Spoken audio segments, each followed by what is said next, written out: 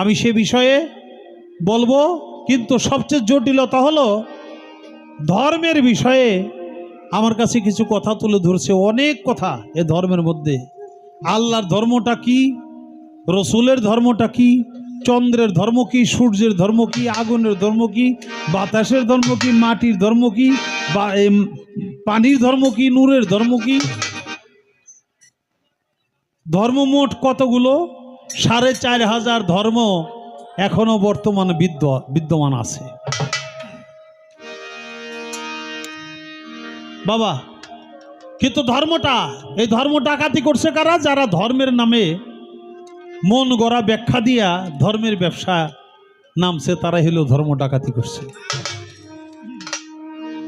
ধর্ম শব্দের অর্থ হইল স্বভাব বাবা, মনে রাখবেন, ধর্ম শব্দের অর্থ হইল স্বভাব।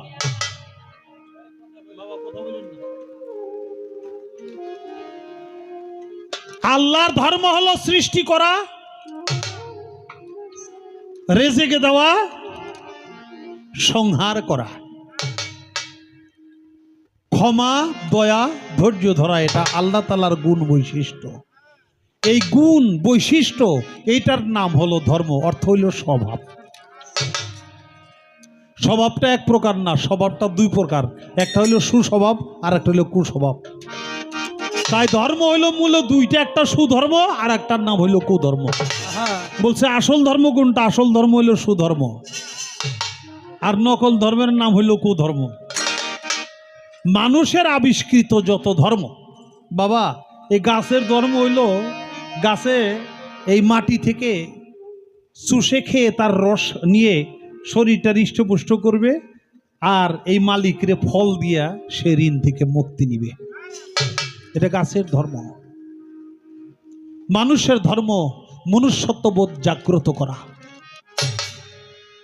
হিন্দু, মুসলমান, বৌদ্ধ, খ্রিস্টান, এটা মানুষের আবিষ্কৃত ধর্ম। যে যেই নামে ডাকো না কেন, শুধু তোমার স্রষ্টাকেই ডাকো, এটাই হইল মূল ধর্ম। আর মূল ধর্মটার নামই হইল আত্মসমর্পণ করা, সারেন্ডার করা, আত্মাহুতি দেওয়া। কার কাছে? কার জন্য? একমাত্র স্রষ্টার জন্য। আমি ধর্মের কথাটা ছোট্ট করে বলার জন্য চেষ্টা করলাম। অনেক কথা ব্যাখ্যা অনেক বড় করেও দেওয়া যায়, অনেক বড় জিনিসকে ছোট করেও দেওয়া যায়। আমি চেষ্টা করলাম ছোট করে কথাটা বলার জন্য। দুটি গান গাবো, আমার বাজানের লেখা একটা গান আগে আমি শোনানোর চেষ্টা করি। পরে বিজ্ঞানময় বিধাতা যিনি,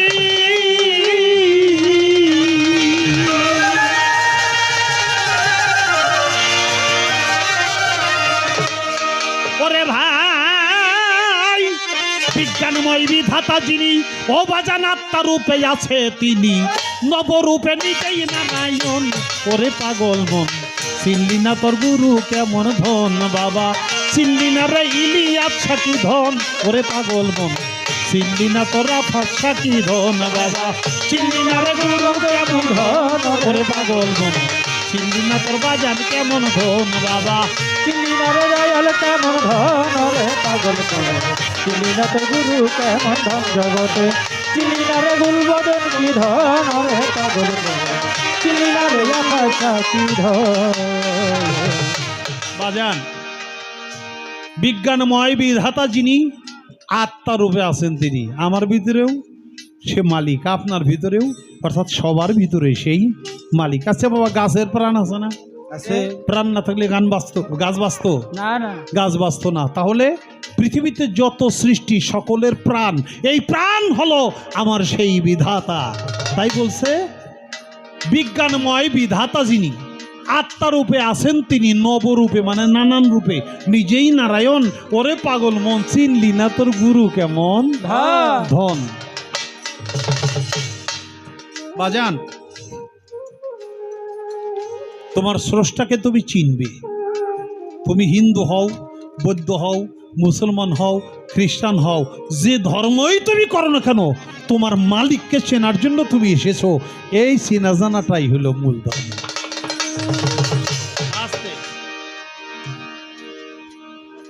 নবী করিম সাল্লাল্লাহু আলাইহি সাল্লাম তার হাদিস শরীফে বলছে যে তুমি জ্ঞান অর্জন করার জন্য প্রয়োজনে সুদূর চীনে যাও, চীন দেশে যাও। চীন কি? চীন আগে থেকেই জ্ঞান বিজ্ঞানে প্রযুক্তিতে আমাদের চেয়ে আগানো, অন্যান্য রাষ্ট্রের চেয়ে আগানো ছিল। এটা হলো শরীয়তি ব্যাখ্যা। আর মূল হলো মান আরাফা নাফসাহু ওয়া ফাকাদ আরাফা রব্বাহু, যে চিনে নিজকে সে চিনে তার রবকে। এই চীনা চিনির দেশে যাইয়া গোলামি করে নিজেকে চেনার কথা বলছে। এটাই হলো চীন শহর।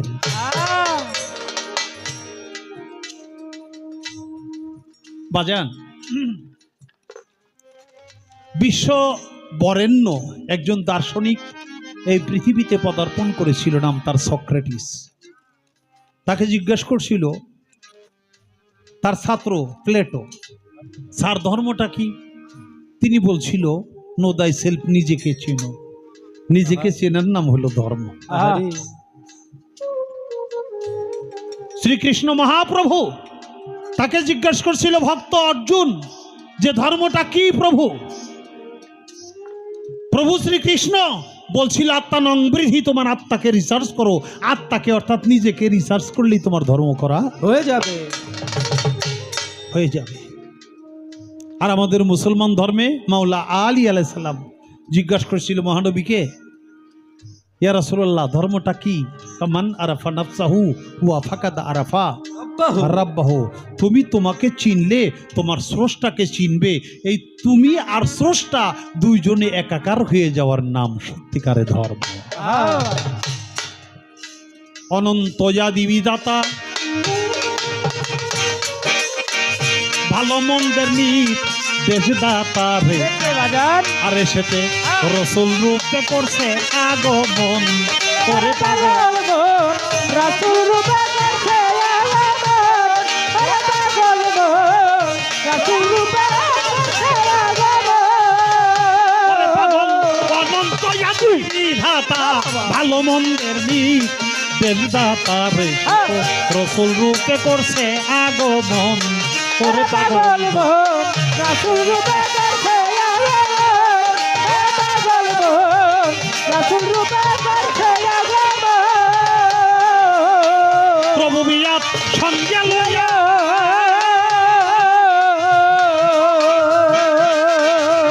পাগল প্রভু বিয়াত সঙ্গে লইয়া রেসালত প্রকাশ করিয়া, প্রভু বিয়াত সঙ্গে লইয়া রেসালত প্রকাশ করিয়া, প্রভু বিয়াত সঙ্গে লইয়া রেসালত প্রকাশ করিয়া, মাসে খইয়া রাখছে দোস্তের মন রে বাউলা, মাসে খইয়া রাখছে দোস্তের মন করে পাগল মন। চিনলি না তোর বাজান কেমন ধন, হায় হায় চিনলি না রে ইলিয়াস সাকি ধন করে পাগল মন। চিনলি না তোরা ফাজ সাকি ধন, বিজ্ঞান মাইলি দাতা দিদি ওরে বাজান বিজ্ঞান মাইলি হাতা দিদি, আত্মার রূপে আছে তিনি নবরূপে নিজেই নারায়ণ জগতে, নবরূপে নিজেই নারায়ণ করে পাগল চিনলি না তোরা ফাজকাটি ধন জগতে, চিনলি না রে বাজার কেমন ধন করে পাগল চিনলি না রে গুরু কেমন ধন।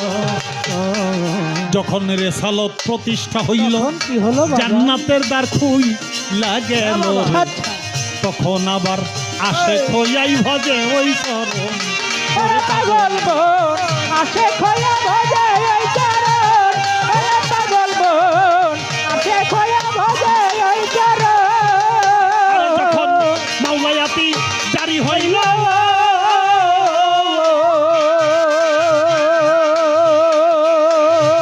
যখন মাওলায়াতি জারি হইল রেসালত পিছনে গেল, রে মাওলায়াতি জারি হইল রেসালত বাতিলে গেল, মাওলায়াতি জারি হইল রেসালত বাতুলে গেল, মানব গুরু আলীর আগমন রে হইল, মানব গুরু আলীর আগমন ওরে পাগল মন। চিনলি না তোর বাজান কেমন ধন, হায় হায় চিনলি না রে সৌদাগর সাকি ধন ওরে পাগল মন। চিনলি না তোর হানি সাকি ধন, বিজ্ঞান মাইলি ভাতা দিদি ও জুড়ি আত্মারূপে আছে তিনি নবরূপে নিজেই নারায়ণ জগতে নবরূপে নিজেই নারায়ণ ওরে পাগল মন চিনলি না তোর গুরু কেমন ধন জগতে চিনলি না রে কুলবদন কি ধন রে পাগল মন চিনলি না রে হাসির চান কি ধন এই তিন ধারা প্রাপ্ত যারা তারা কি হয় বাজান এই দুনিয়াতে আল্লাহ নবী আর আলী রে তারা আচ্ছা আরে তোর গুরু হইল তাদেরই একজন ওরে পাগল মন গুরু হইলে তাদেরই একজন পাগল মন গুরু হইলে তাদেরই একজন ওরে পাগল এই তিন ধারা প্রাপ্ত যারা আল্লাহ নবিয়া রে তারা তোর গুরু হইল তাদেরই একজন ওরে পাগল মন গুরু হইলে তাদেরই একজন পাগল মন গুরু হইলে তাদেরই একজন তার খুলিয়া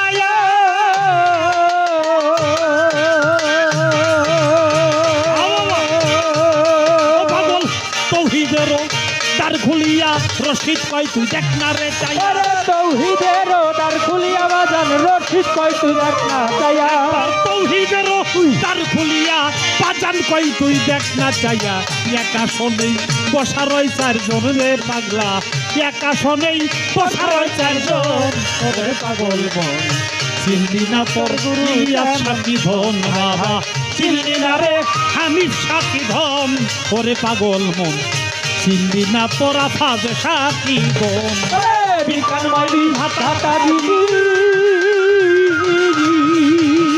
ওরে পাগল বিকান মাইলি হাতা দিদি আত্মার রূপে আছে তিনি নবরূপে নিজেই নারায়ণ জগতে নানান রূপে নিজেই নারায়ণ ওরে পাগল মন চিনলি না তোর হানি বিশাখী ধন জগতে চিনলি না রে বাজার কেমন ধন ওরে পাগল মন চিনলি না রে গুরু কেমন ধন। আগুনের ধর্ম হলো পুরাবে এটাই তার ধর্ম আহা পানির ধর্ম আগুনের মধ্যে ঢেলে দিলে সে শীতলতা দিবে ঠান্ডা দিবে আহা এটাই তার ধর্ম সূর্যের ধর্ম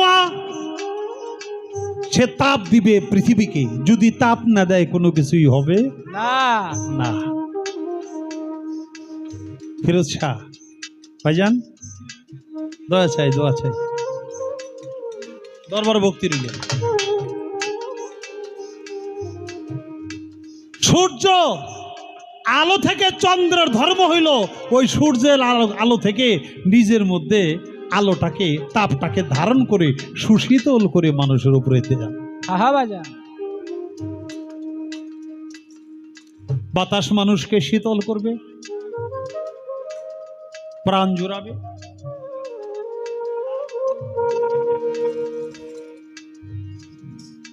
আচ্ছা সালমা আমার ভক্ত মেয়ে 400 টাকা পুরস্কার করেছে ধন্যবাদ আর গানের মাঝে আর অনেকেই টাকা দিল সবাইকে ধন্যবাদ ছাড়লাম নাকি তো বাবা নিচা জায়গায় পানি বাজে নাকি উঁচা জায়গায় পানি বাজে না না নিচু জায়গায় হইলেও পানি বাজে তুমি আরো নিচু হও আরো নিচু হও আরো নিচু হও নিচু হইতে হইতে তোমার সৌদাগার সার চরণ তলে একবার নিজেকে তৃণ সম ধুলি সম তুমি তার দরবারে নত হয়ে যাও তাহলে তোমার উপরে রহমত আসবে আহা পানি হলো রহমত তাই বাবা সম্পূর্ণরূপে আত্মাহুতি দেওয়া নিজেকে স্রষ্টার উদ্দেশ্যে স্রষ্টার কাছে নিজেকে সমর্পণ করার নাম হলো সঠিক ধর্ম আমরা তো বাবা আল্লাহ ছেলে দিছে মেয়ে দিছে খুশি আল্লাহ একটা ছেলেও দিল না তিনটা খালি মেয়েই দিল তাইলে আর খুশি নেই নাকি বাবা অথচ আমরা উল্টাটা রসুল তার হাদিসের মধ্যে বলছে একটা মেয়ে হইলে একটা জান্নাত আমরা মেয়ে ফেলে বেজার হয়ে যাই নাকি আমরা করি উল্টাটা দুনিয়ার ধন সম্পদ যার যত বেশি, আখেরাতে তার হিসাব বেশি, নাকি? এটা হাদিসের কথা আমরা জানি, কিন্তু মানি না। দুনিয়ার ধন সম্পদ আমাকে বেশি লাগবো। আর হযরত মাওলানা জালালউদ্দিন রুমি রাহমাতুল্লাহ আলাইহি বলছে, তাকে প্রশ্ন করা হয়েছিল যে দয়াল বিষ কি? তিনি তার জবাব করেছিল, এই দুনিয়ায় যতটুকু প্রয়োজন, যে কোনো বিষয় যতটুকু প্রয়োজন, এই প্রয়োজনের অতিরিক্ত যা হয় সবগুলো বিষ। সেটা হইতে পারে তোমার ধন সম্পদ, সেটা হইতে পারে তোমার মান সম্মান, সেটা হইতে পারে তোমার আধিপত্য, সেটা হইতে পারে তোমার চেহারা, মানে তুমি যে দিকটাই নিবা, প্রয়োজনের বাহিরে, প্রয়োজনের অতিরিক্ত যে জিনিসটা, এটাই তোমার জন্য বিষ। কিন্তু আমরা তো সেই বিষ গচ্ছিত রাখি। আমার জন্য জায়গা হইল 3.5 হাত, নাকি?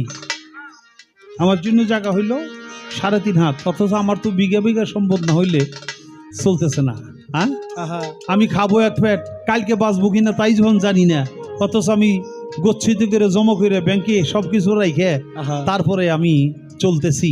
আর কই যে আমরা যদি এখন ব্যাংকে না জমাইতে বুড়ো হয়ে গেলে খামু কি? বুড়া পর্যন্ত বাঁচবি কিনা এটাই তো জানোস না। ফুলাপানে বাদ দিব না, কই না আমরা ফুলাপানে বাদ দিব না। আর যদি আমার কোনো টাকা পয়সা থাকে তাহলে ফুলাপান ওই অর্থের লোভে আমারে সেবা করব। আগেই তো তুই আল্লাহর উপরে ভরসা বাদ দিয়ে টাকার উপরে ভরসা করছিস বুদ্ধি করে। তোর আল্লাহ দেখবো কেন, নাকি? প্রয়োজনের অতিরিক্ত যা আছে সবগুলো বিষ, আর যতটুকু প্রয়োজন, এই প্রয়োজনটাই আমার, এটাই হলো ধর্ম। প্রয়োজনের বাইরে যা সব হলো অধর্ম।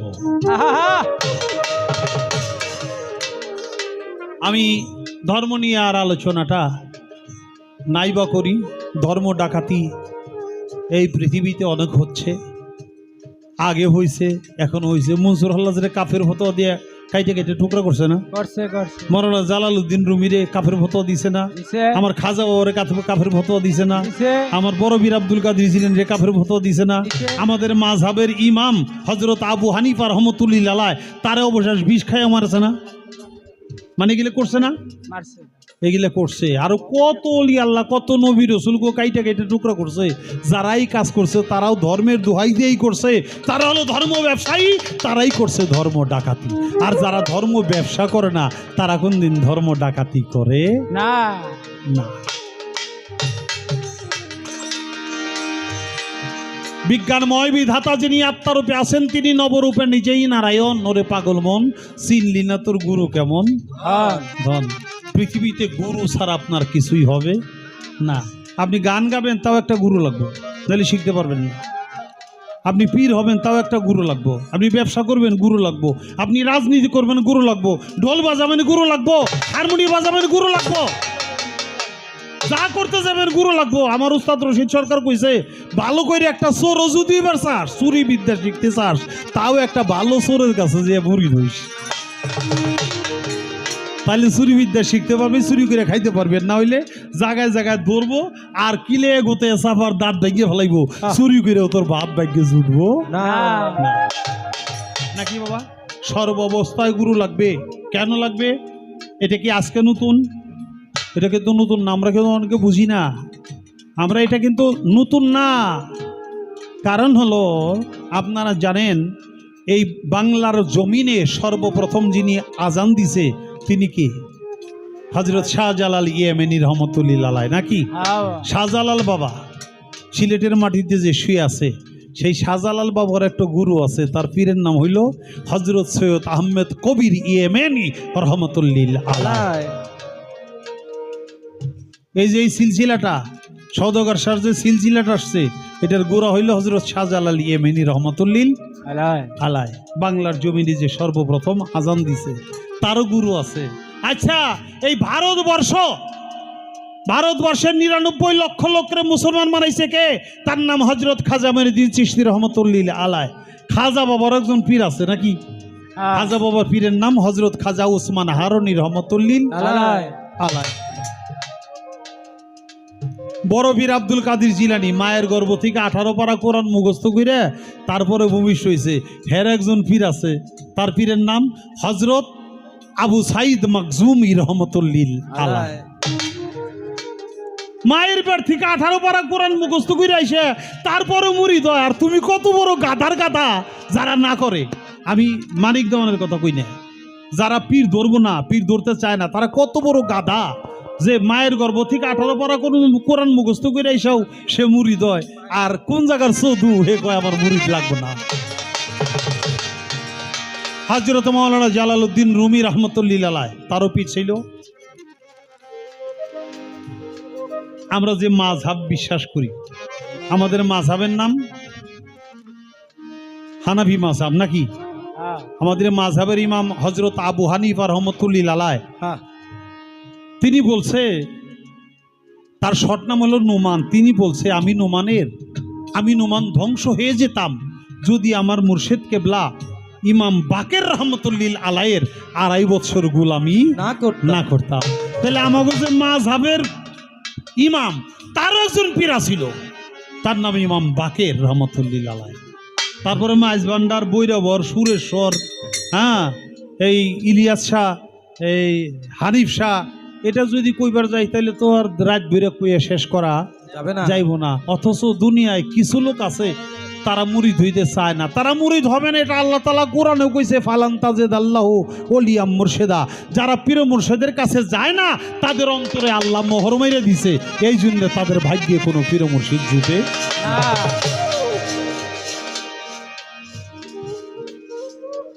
অনন্ত আদি বিধাতা সে তো ভালো এবং মন্দের নির্দেশদাতা রসুল রূপে করছে আগমন। রবুবিয়াত সঙ্গে লইয়া রেসালত প্রকাশ করিয়া সে মাসে হইয়া রাখছে দোস্তের মন। আল্লাহ যা চাইছে আমার রসুল হইয়া আমার আল্লাহর চাওয়াটা পূর্ণ করছে। যখন রেসালত প্রতিষ্ঠা হইল, জান্নাতে দ্বার খুইলা গেল হইল, তখন আবার আশেক হইয়া ভজে ওই চরণ। যখন মাওলায়াতি জারি হইল, রেসালত বাতনে গেল, হইল মানব গুরু আলীর আগমন। নবী পর্যন্ত নবুয়ত হযরত আলীর মাধ্যমে শুরু হয়েছে বেলায়েত, হইল মানব গুরু আলীর আগমন। এই 3 ধারা প্রাপ্ত যারা, এই 3 ধারা কোন কোন ধারা? একটা হলো মাওলায়াত, আর একটার নাম রুবুবিয়াত, আর একটার নাম রেসালত। এই 3 ধারা প্রাপ্ত যারা আল্লাহ, নবী এবং আলী, তারা তোর গুরু হইল তাদেরই একজন। যে ব্যক্তি খালেজ দিলে বিশ্বাসের চক্ষু, অন্তরের চক্ষু দিয়া তার গুরুকে দেখে, সে যেন মনে করে নিশ্চয় নিশ্চয় সে তার খোদার রূপ দর্শন করেছে। সুবহানাল্লাহ। এই 3 ধারা প্রাপ্ত যারা আল্লাহ জালি নবীর তারা তোর গুরু হইল তাদেরই একজন। ওরে পাগল মন গুরু হইল তাদেরই একজন, পাগল মন গুরু হইল তাদেরই একজন। তৌহিদের দ্বার খুলিয়া